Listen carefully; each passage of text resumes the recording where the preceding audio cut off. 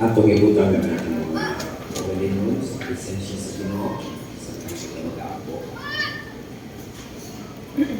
May gugmaon, gamanan, malingoy na mo nga Diyos. Diningatak na Ginoo, nagpasalamat kami sa nagkadaiya ng mga panalangin ng imong ibubo sa imong mga katawhan na pinalinhi sa apero ng Asunción. Ano yung Ginoo ang imong mga katawhan ng kabarok sa kubangan? Tungod kay sila nagpakita sa ilahang pagpasalamat, pagdayig, uglabaw sa tanan Ginoo, pagsimba rin kanimo tungod sa mga panalangin ni imong ibubo ng kanila. Uban kanila nagaselebrar sa ilahang adlaw nga natawhan. Uban kanila nagaselebrar sa ilahang adlaw din sila nakigminyo diha kanimo pinaagi sa Santos Bautismo. Uban sa nila Ginoo nagaselebrar sa ilahang wedding anniversary.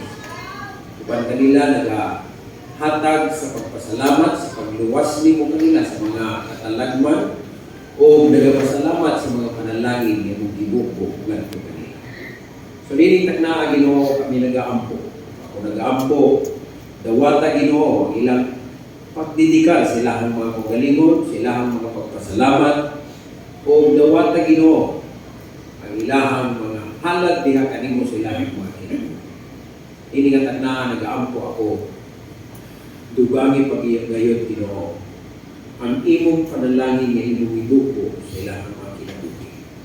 Dugangin ilahang mga kinabuhi, adlaw o katuigan na puno sa kalipay, kahimsog, ug labaw sa tanan, puno sa pagdayi ug pagpasalamat diha kanila.